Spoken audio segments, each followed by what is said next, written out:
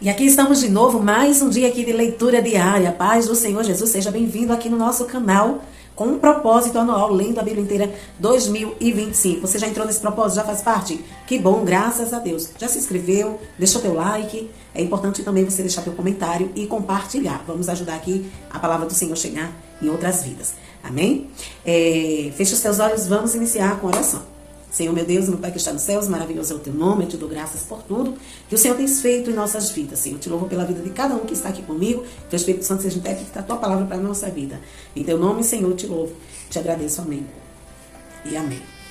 As nossas leituras diárias de hoje estão em segundo Crônicas, capítulo 28, segundo Reis, capítulo 17, Salmo 66 e 1 Coríntios, capítulo 7.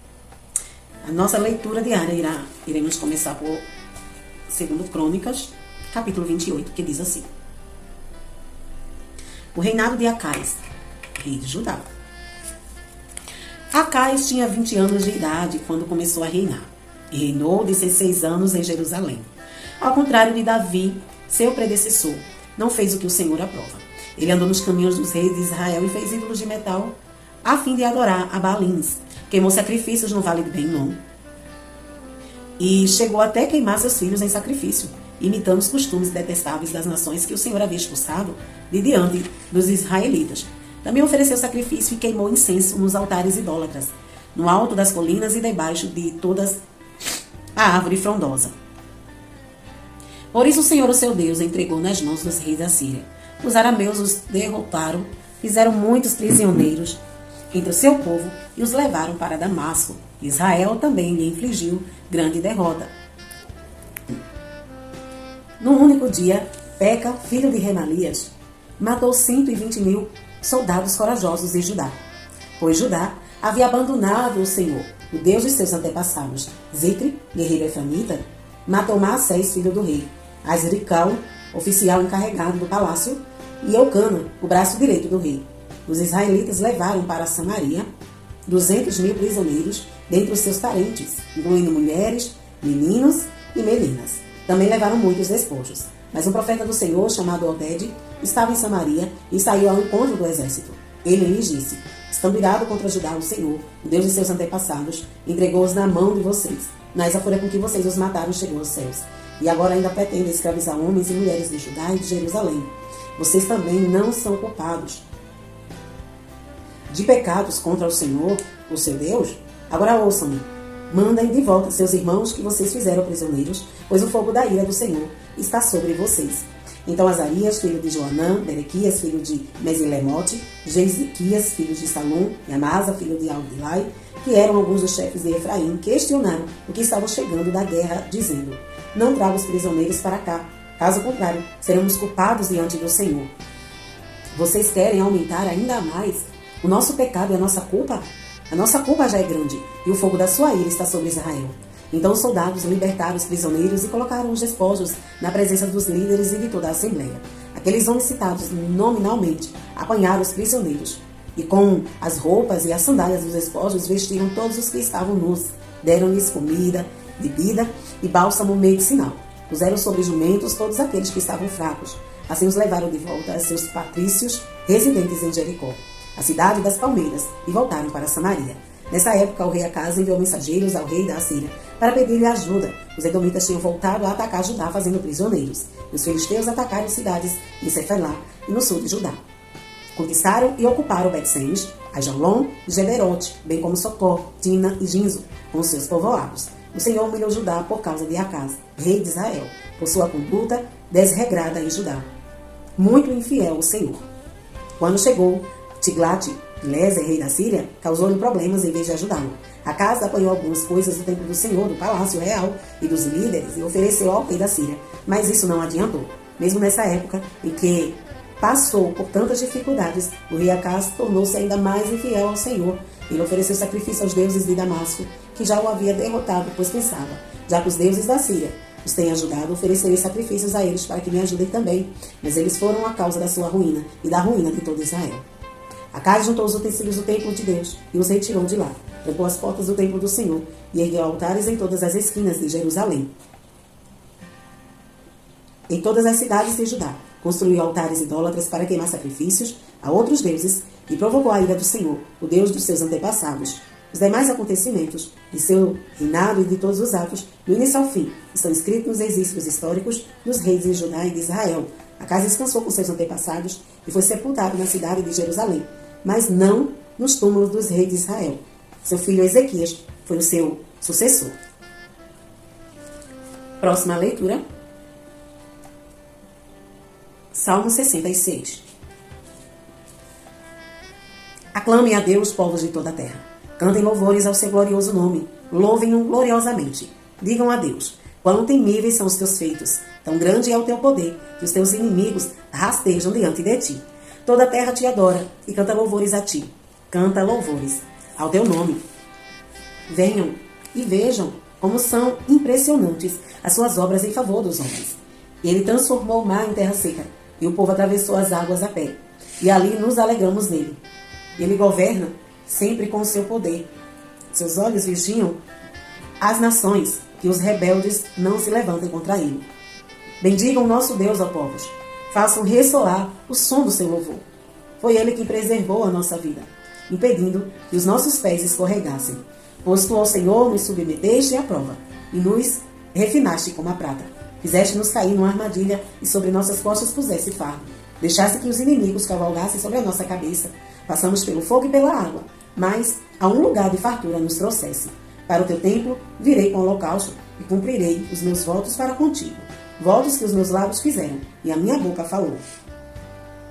Quando eu estava em dificuldade, ofereceria a ti animais gordos em holocausto. Sacrificarei carneiros, cuja fumaça subirá a ti, e também novilhos e cabritos. Venham e ouçam, todos vocês que temem a Deus. Vou contar-lhes que ele fez por mim. A ele clamei com os lábios, com a língua o exaltei. Se eu acalentasse o pecado no coração, o Senhor não me ouviria, mas Deus me enviou.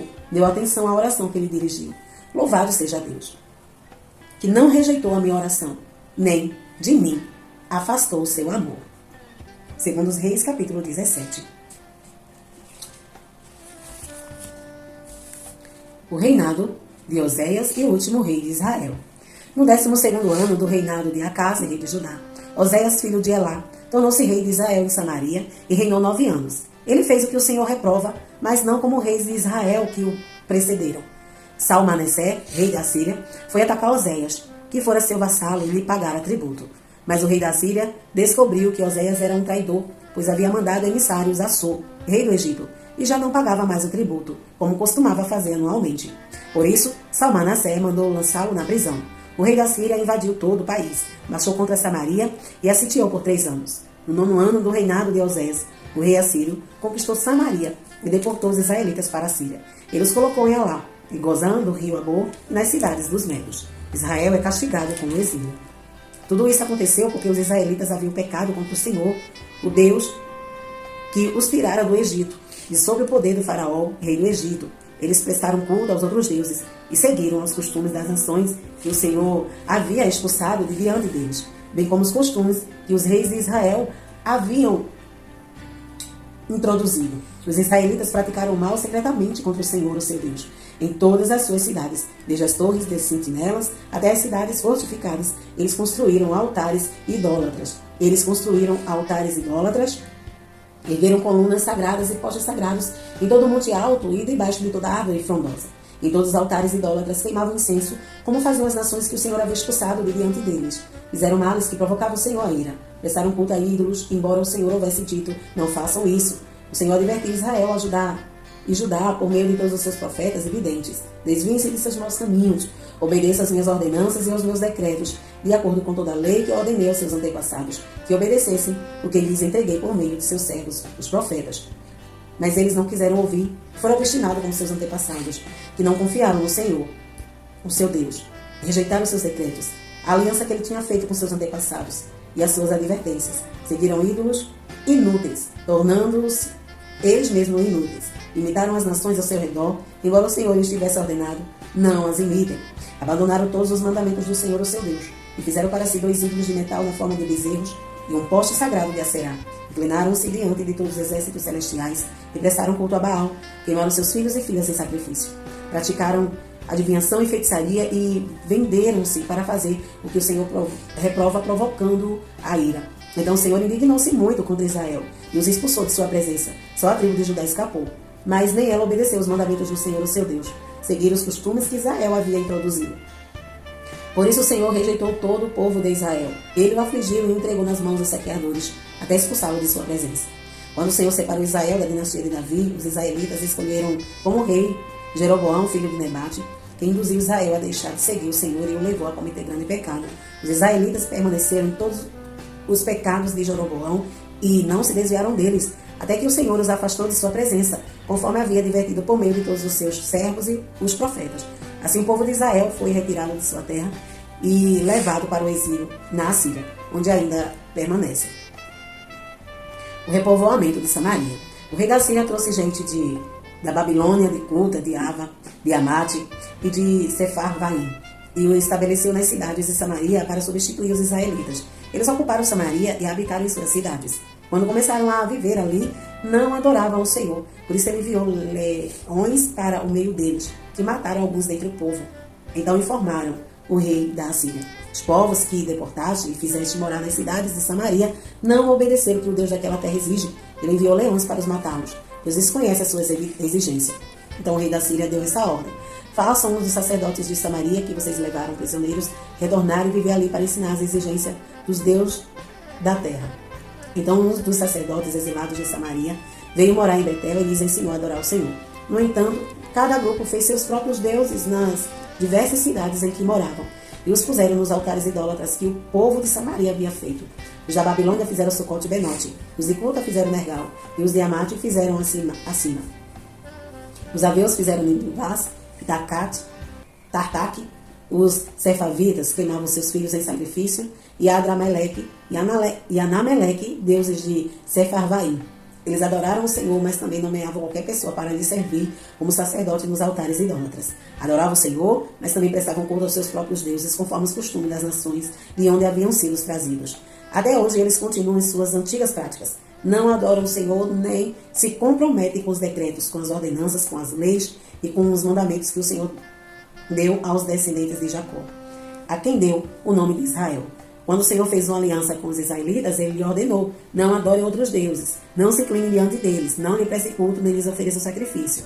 Mas o Senhor, que os tirou do Egito com grande poder e com braço forte, é quem vocês adorarão. Diante deles vocês se inclinarão e lhe oferecerão sacrifícios. Vocês sempre tomarão cuidado de obedecer aos decretos, às ordenanças, às leis e aos mandamentos que lhes prescreveu.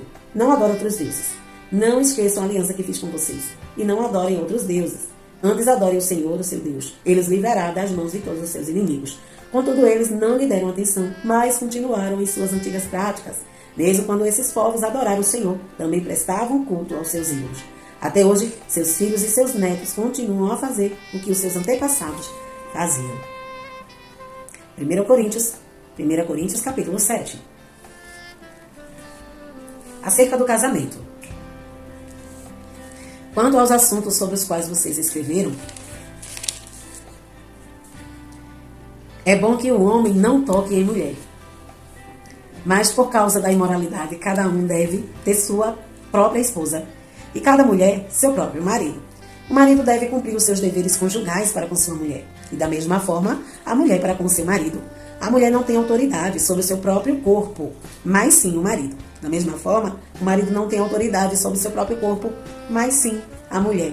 Não se recusem um ao outro, exceto por mútuo consentimento, e durante certo tempo, para se dedicarem à oração. Depois unam-se de novo, para que Satanás não os tente, por não terem domínio próprio. Digo isso como concessão, e não como mandamento. Gostaria que todos os homens fossem como eu, mas cada um tem o seu próprio dom da parte de Deus, um de um modo, o outro de outro. Digo, porém, aos solteiros e às viúvas, é bom que permaneçam como eu. Mas se não conseguem controlar-se, deve casar-se, pois é melhor casar-se do que ficar ardendo de desejo. Aos casados, dou esse mandamento, não eu, mas o Senhor, que a esposa não se separe do seu marido, mas se o fizer, que permaneça sem se casar, ou então reconcilie-se com seu marido. E o marido não se divorcie de sua mulher. Aos outros eu mesmo digo isso, não o Senhor. Se um irmão tem mulher descrente e ela se dispõe a viver com ele, não se divorcie dela.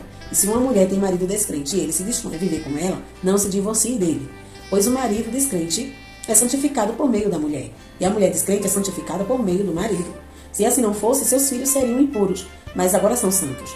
Todavia, se o descrente separasse, que se separe. Em tais casos, o irmão ou a irmã não fica debaixo de servidão. Deus nos chamou para vivermos em paz. Você, mulher, como sabe se salvará o seu marido? Ou você, marido, como sabe se salvará a sua mulher? Entretanto, cada um continue vivendo na condição que o Senhor lhe designou, de acordo com o chamado de Deus. Essa é a minha ordem para todas as igrejas. Foi alguém chamado sendo já circunciso? Não desfaça a sua circuncisão. Foi alguém chamado sendo incircunciso? Não se circuncide. A circuncisão não significa nada, e a incircuncisão também nada é. O que importa é obedecer o mandamento de Deus. Cada um deve permanecer na condição em que foi chamado por Deus. Você foi chamado sendo escravo? Não se incomode com isso. Mas se você puder conseguir a liberdade, consiga. Pois aquele que sendo escravo foi chamado pelo Senhor é liberto e permanece no Senhor. Semelhantemente, aquele que era livre quando foi chamado é escravo de Cristo. Vocês foram comprados por alto preço. Não se tornem escravos de homens. Irmãos, cada um deve permanecer diante de Deus na condição em que foi chamado. Quanto às pessoas virgens, não tenho o mandamento do Senhor, mas dou meu parecer como alguém que, pela misericórdia de Deus, é digno de confiança. Por causa dos problemas atuais, penso que é melhor o homem permanecer como está. Você está casado? Não procure separar-se. Está solteiro? Não procure esposa. Mas se vier a casar-se, não comete pecado. E se uma virgem se casar, também não comete pecado. Mas aqueles que se casarem enfrentarão muitas dificuldades na vida. E eu gostaria de poupá-los disso. O que quero dizer é que é curto o tempo. De agora em diante, aqueles que têm esposa vivam como se não tivessem.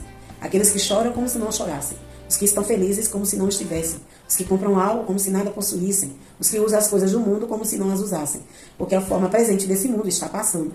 Gostaria de vê-los livres de preocupações.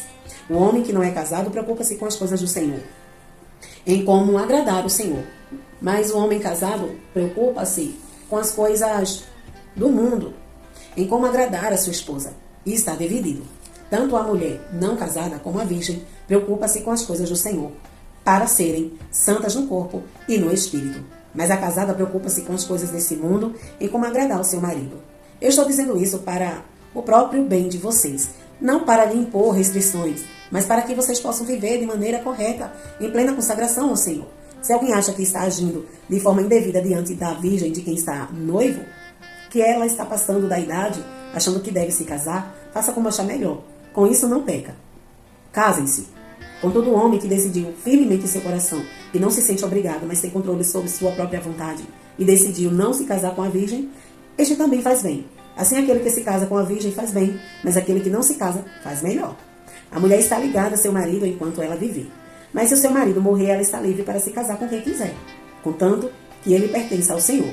Em meu parecer, ela será mais feliz se permanecer como está. E penso que também tem o Espírito de Deus. Amém? Essas foram as nossas leituras diárias de hoje. E amanhã estaremos aqui, é claro, se Jesus ouvir. Deus em Cristo te abençoe hoje e sempre.